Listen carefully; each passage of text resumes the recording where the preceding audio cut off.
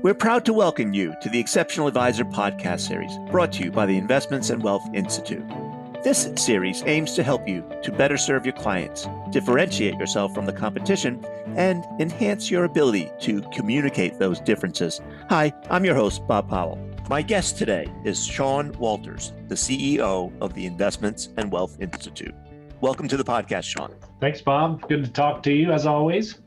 As always. So before we get going, for the benefit of our listeners who may not be familiar with you and your work, mind giving us a brief overview? No problem. My name is Sean Walters. I'm the Chief Executive Officer of the Investments and Wealth Institute.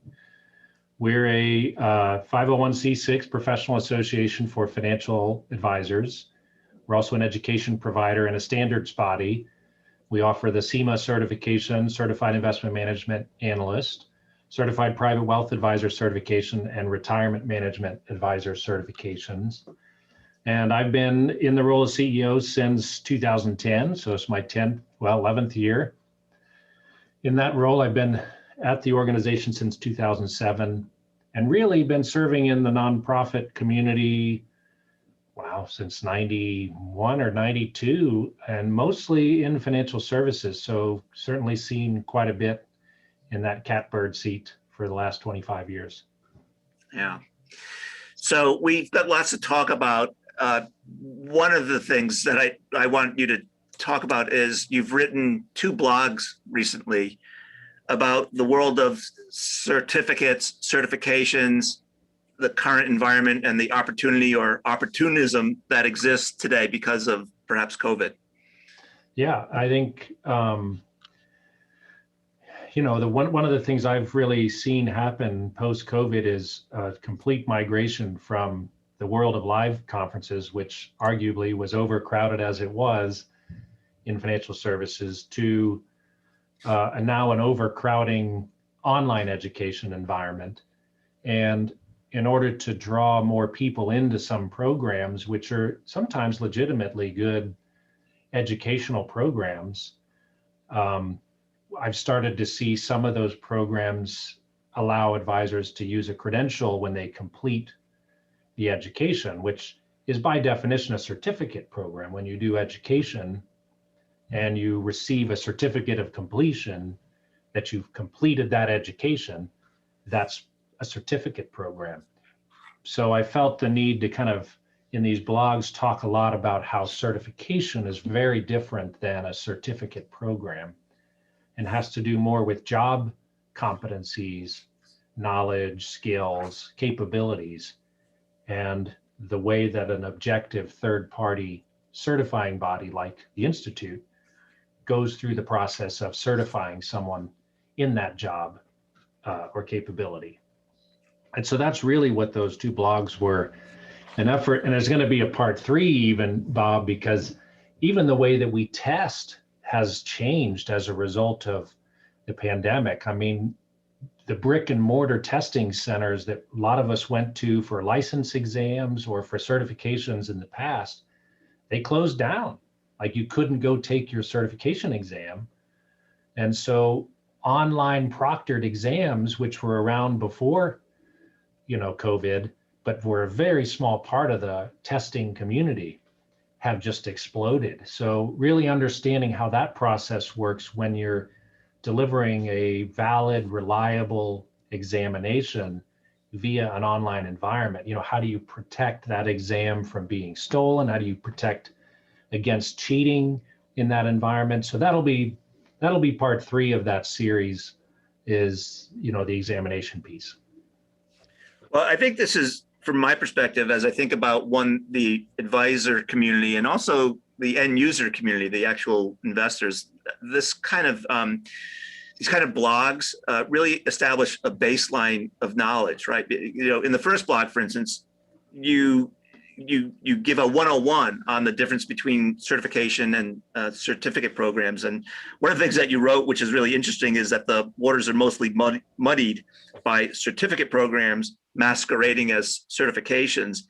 And then you break down, you give definitions of what a certification is, what a licensure is, what a certificate program is, what a designation is, and what credentialing is. Do you mind sort of walking us through those those definitions? Yeah,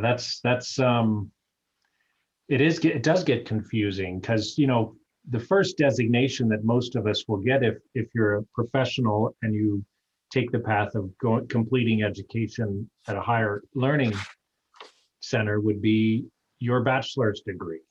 So if you get a BA or a BS or any of those baccalaureate in science, baccalaureate in arts, that's a designation. You can put BA after your name if you really wanted to. Most people don't, but it is a designation of completion.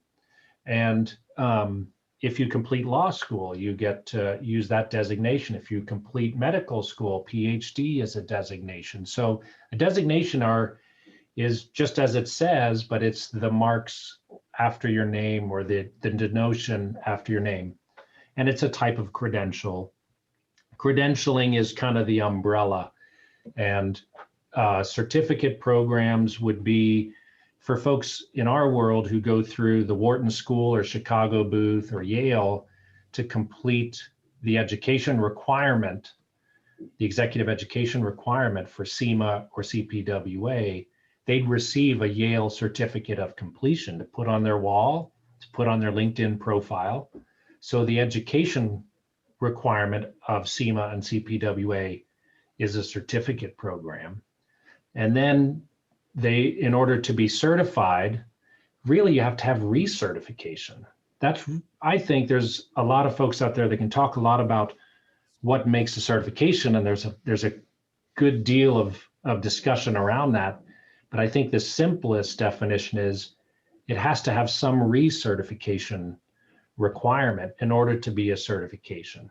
So that, if Bob, if you were a certified journalist or a certified podcast master, that for some period of time, 2, 3, 4, 5 years, you have to go back and show that you continue to be competent in that field or that job. And so that's really the main difference between a certification and a certificate is it around a job or field or profession? Does it require legitimate examination? And does it have recertification? And that typically defines a certification, whereas a certificate program is really completing a course of study. Right. And in the first blog, you also mentioned that the organization also, in the case of the Investments in Wealth Institute, that you've developed, refined, improved an objective body of knowledge, but also that you enforce disciplinary procedures as well. Talk about that. Yeah, so I think I mentioned something like the smell test because I had to figure out some kind of acronym for how to do this, simply. And the smell test is like any certification, right? Like if you're looking at a physical therapist and they say, yeah, I'm a certified physical therapist. How do you know if that certification is legitimate or not? The first thing you'd want to do is go and see if they're accredited, because there's actually, just like there's an accreditation for schools, there's an accreditation for personnel certifications, but not all certifications are accredited. So that may not lead you to a conclusion, okay, well, therefore it's legit or it's not. So the smell test is good. It's really about the standards first. The S stands for standards. How did they create the standards? And does it apply rigorous standards in the managing the credential? Most of that's the examination standard. That's what you really want to hope that not everybody passes the test, right? The second in the smell test is M. And this is a big issue for journalists who are looking at particularly financial services. They say, well, where are the most designations? And so M stands for more does not equal better. That just because there's a lot of CFA designees, which is a great designation, or a lot of CFP designees, that's also a great designation. That doesn't necessarily mean those are the only two great designations in financial services. In fact, in most fields, some of the most rigorous credentials have a lot fewer professionals. That's by definition what you would want if you're hiring a professional who went through a really difficult process in order to be certified in a specific discipline or specialty. I don't necessarily expect that there's hundreds of thousands of them running around. And so I think more does not equal better is that. The E is the 4 E's. So when you're looking at designations, somebody should go through an education requirement, have some level of experience before they're even certified, have an ethics requirement, and then I mentioned the examination, the 4 E's. And I think the L is what you mentioned, which is, can they lose the designation? Bob, you'd be amazed. Of the 200 or so designations in financial services, I could probably count on both of my hands how many of those have a legitimate process to strip the marks from somebody who commits an offense, an ethical infraction. It's a difficult process. It's full of liability to go through and, objectively and impartially assess whether someone did wrong and violated the code. So a lot of groups just don't do that, but you really need to do that. And you really want your certification to represent an ethical standard that can be removed if someone is unethical. Mm. So in the blog too, Sean, you mentioned that just as individuals are certified, so too are institutions. Yeah. So the term is more accreditation then, you've got some kids, I've got some kids, you and I have talked about sending them off to college. We don't even ask, well, Bob, are you sending your kids to an accredited university? Because we just assume it's going to be accredited. They're not all accredited, by the way. And same with hospitals. If you're looking at hospitals or nursing homes or a number of institutions typically have accreditation processes where there's objective standards established by a third party that the institution adheres to in order to receive that accreditation. And so it's really certification for institutions or for programs. So for personnel certification providers like us, like the Investments and Wealth Institute, we've gone through the voluntary process of earning accreditation for our, primary certification, the SEMA certification, and all the processes that support all of our certifications. So that accreditation, which is under the American National Standards Institute, is a global accreditation standard for personnel certifiers all over the world. And we were the first one in financial services to earn that accreditation. There's been another one or two that have popped up in North America since then, but that's something we're really proud of. Is it's not something we had to do. We just felt that given our commitment to quality certification, given our commitment to quality education, that we thought, going through that process and earning that accreditation would really help us differentiate ourselves from a crowded field of competitors. So in the blog where you mentioned the guide to the accreditation process, you talk about, well, a number of things under best practices. You want to walk us through those? Yeah, if you're going to go down that path as a certification body, really what you want to look for as a consumer or as an advisor who's looking to be certified is you want the process to be impartial first and foremost, that I don't get any favors as a result of knowing the right person at the certification body, or I pay a little bit more so I get a little bit lower pass score to get past the exam, or so none of those business interest issues should trump the standards. It should be completely impartial, completely objective, fair, and consistent. I mean, the big thing that I think all the accreditation entities look for in a personnel certification is that it consistently qualifies a professional, whether that professional is located in Singapore or Des Moines, Iowa, or Toronto, Canada. And that equivalent standard that's in place, anywhere the certification is being offered, is really an important part of that accreditation process. And I can, again, not to pick on any specific groups, but a lot of certificate programs masquerading as certifications, they'll go into a firm the firm will pay them a fee, and they'll adjust the process for that firm's employees. And that's not a real certification, that's a certificate program. All those students complete education, the education changes from week to week, from firm to firm, but it's not a consistent standard of excellence or of certification that the marks after that person's name represent. Mm. It strikes me that as you're talking, that as a member of the Institute, members who hold the CIMA designation should be able to hold that out not only with pride, but also as a matter of differentiation and educate consumers about how different that designation is relative to others that haven't gone through such a rigorous accreditation process. Yeah, I mean, we did some research the last several years with Julie Littlechild from Absolute Engagement. It's the exceptional advisor research we've done. We've asked investors who've hired an advisor, what makes that advisor stand out? Because all advisors have great scores on satisfaction, on loyalty, on referability. So it's almost a very crowded field of really strong, really good advisors. So what makes an advisor exceptional? How do you kind of stand out just a little bit? And certifications are always popular in a non-differentiated field of professionals.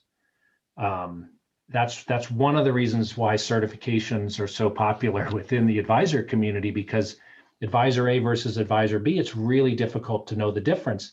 If they're both fiduciary, if they both have, brand names maybe that you trust, how do you know the difference? And she really talked about certifications being that primary differentiator, but with a big asterisk and a disclaimer. And the disclaimer is, you've got to explain it to your clients. And I know advisors are in the business of explaining a lot to their clients, interest rates and stocks and bonds and mutual funds and ETFs and so on and so forth. But you're really selling your knowledge and expertise and ethics to the client and building trust. And clients don't understand, the different certifications within our industry, the financial advice industry. And it's unrealistic to expect the credentialing bodies to do that in an effective way. I know some are out there spending a lot of money trying to educate the public. And quite honestly, they'll move the needle in some way within certain ranges of clients. But in the broad American public, it's still 13 to 15% of the American public who can name a certification that a financial advisor might hold. And that's been the same, Bob, since you and I first met 20 years ago. It's been 12 to 13%. Right. So it's up to the advisor to explain, this is what I'm an expert at. And these are the knowledge and skills that I was certified to deliver to you. And actually walk through those with the client. That helps them understand, the marks that are after your name, which aren't as important as the knowledge and expertise that you bring to the table. And I think that's kind of one big thing that her research mentioned. And then the second is, all clients assume that your certification is rigorous and that you lose the marks if you do something wrong. But it's important to point that out to them, that the 4 E's that are required to earn the certification, the ongoing continuing education requirements that you're 40 hours every 2 years. So those kind of points of education aren't high on an advisor's list to do, but they're high on the client's list to hear about. Yeah.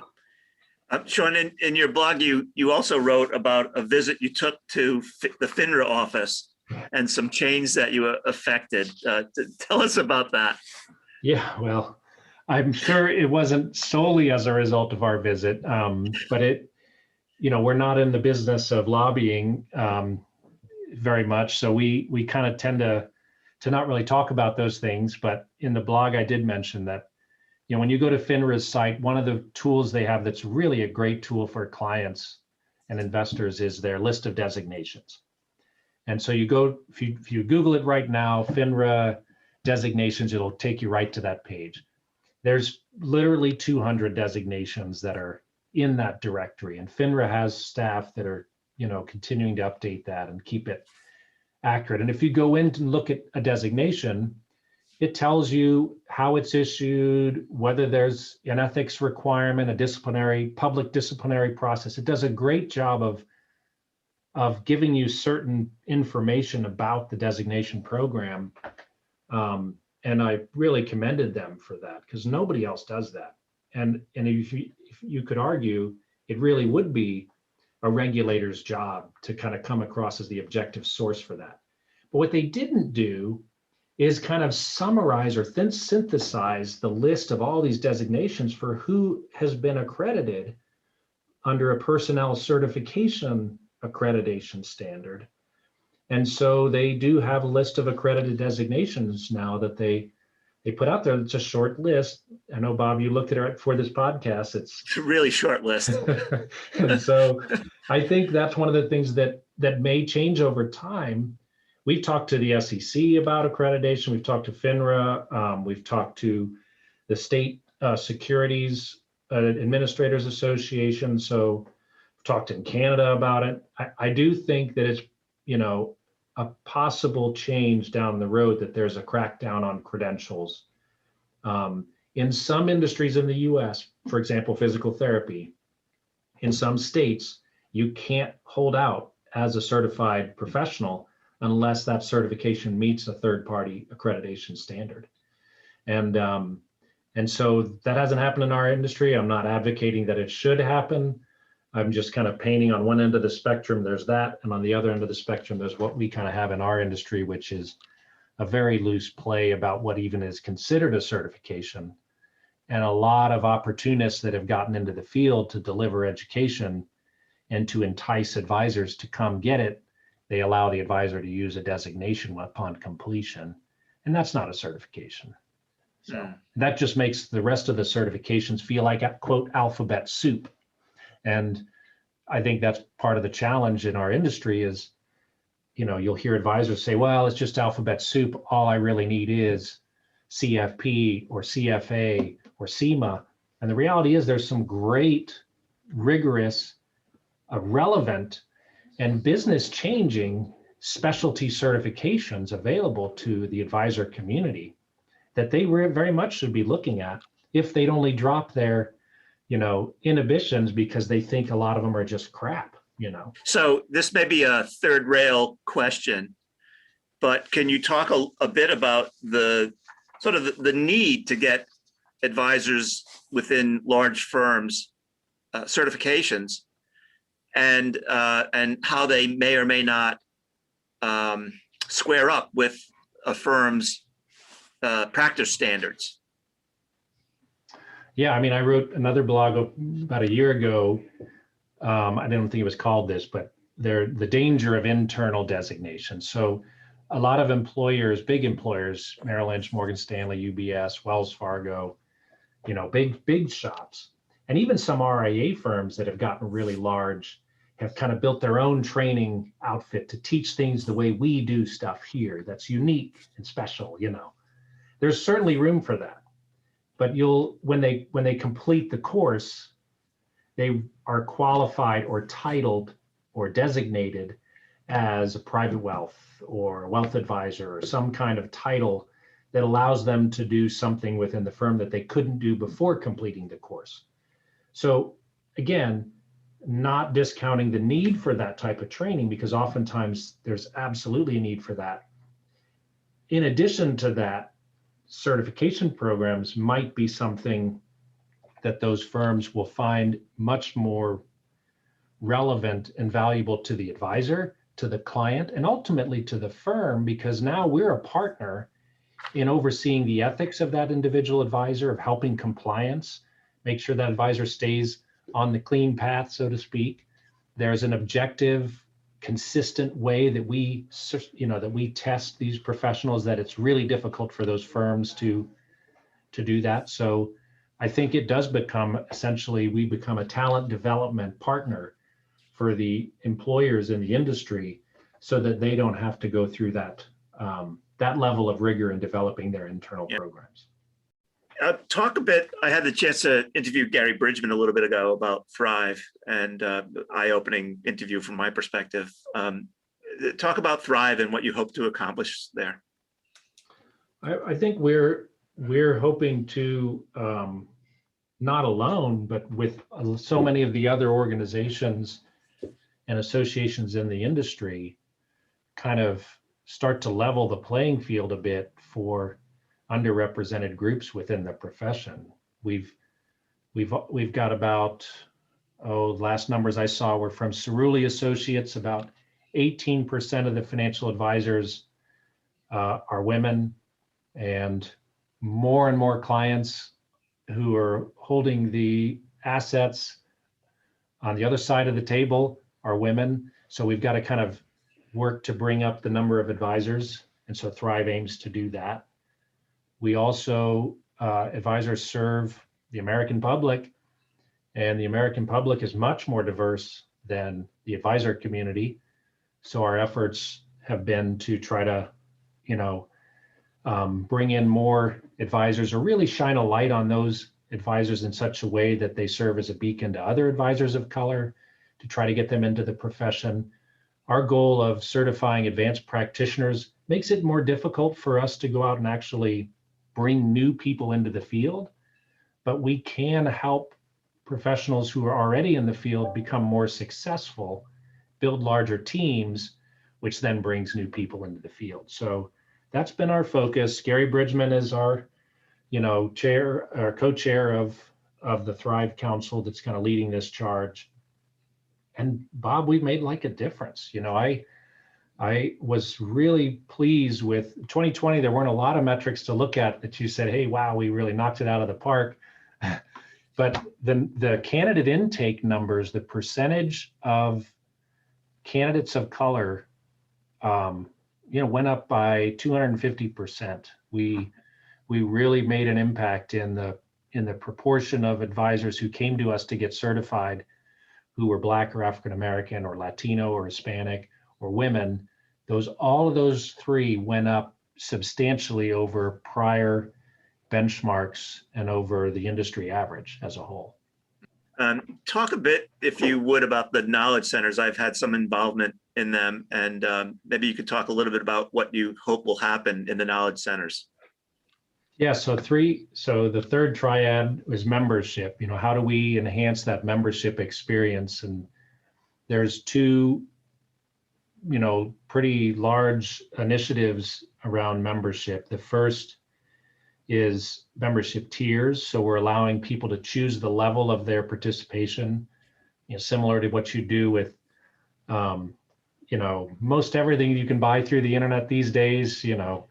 Our three levels are basic, signature, and elite. And as you can probably tell by the words, you get more when you buy up to more. So think of that as almost the horizontal stacking of benefits. And then vertically, you have 6 different knowledge centers you can participate in, depending on what area of content you're most interested in. You can participate in all 6. And our team of curating experts, including Bob Powell, will go out there and curate content and deliver it to those different knowledge centers. So investments, wealth, and retirement will be the core 3 practitioner communities.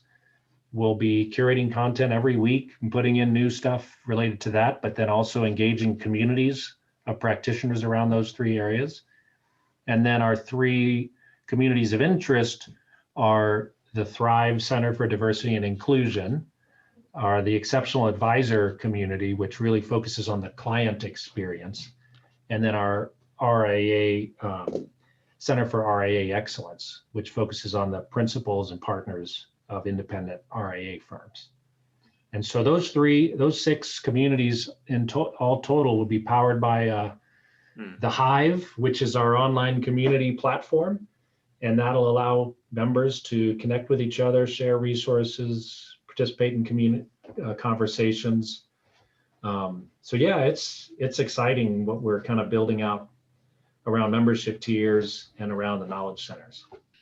So my guess is that in partly in order for the Knowledge Center to succeed, members need to participate in the discussions and dialogue with the content and with each other. Any thoughts about? Yeah, need is probably a strong word. I think they'll succeed even if you're, in community terms, a lurker, and you just want to kind of poach the content that's posted for you. I think they'll still be valuable and successful. I think, like everything in life, the more you put into it, the more you get out of it. So those folks who participate, I think, will get more out of their experience. Yeah. And make more connections, build relationships, and grow their network. Yeah, it's been described to me, Sean, as a place that is partly designed to mimic the best of what goes on in a live in-person conference, but what happens in the hallways, where people have a chance to talk about what they just heard, or talk about what they've just read, or just talk about what's going on in the industry. Yeah, I think, that's a great point, Bob. We've really always done community really well. Whether it's because, for example, people who go through the RMA Retirement Management Advisor certification, they're with a cohort of 50 other professionals. If you go through another larger certification program, you're just reading a book and taking a test. Where we've always tried to pair practitioners with other practitioners in their journey, and they learn from each other as much as they learn from the instructors and from the materials. And so you're absolutely right that community-driven experience has always been part of what we do. It's just now we have a platform to really engage more people in that journey. Yeah, there was an anecdote that someone shared with me about how students who had gone through the Wharton program or the Booth program or the Yale program become lifelong friends and look forward to the community that they've formed with their fellow students over decades, right?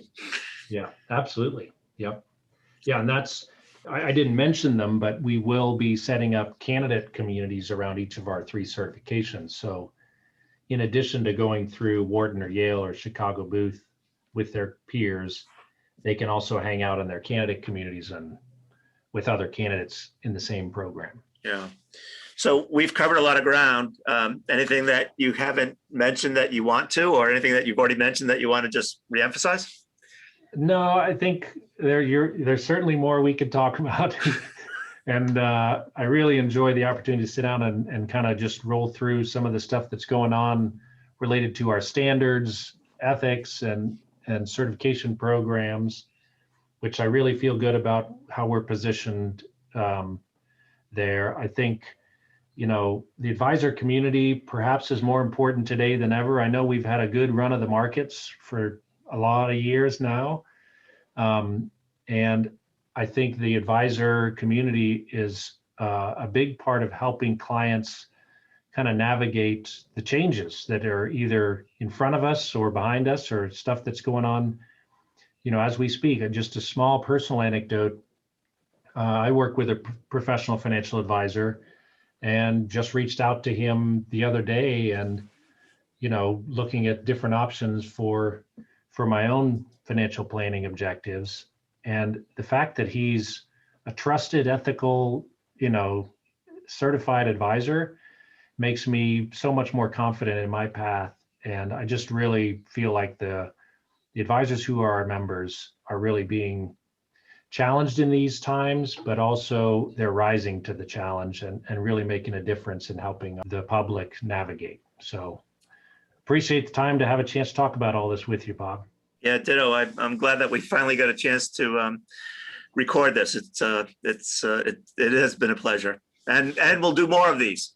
Yep, sounds good. Thanks. Thank you for listening to the Exceptional Advisor podcast, brought to you by the Investments in Wealth Institute. If you've enjoyed this podcast, please subscribe through iTunes, Spotify, or our website at www.investmentsinwealth.org/podcast to get the latest episodes of our Exceptional Advisor podcast series. For additional resources, updates on events, and exclusive membership deals, visit www.investmentsinwealth.org.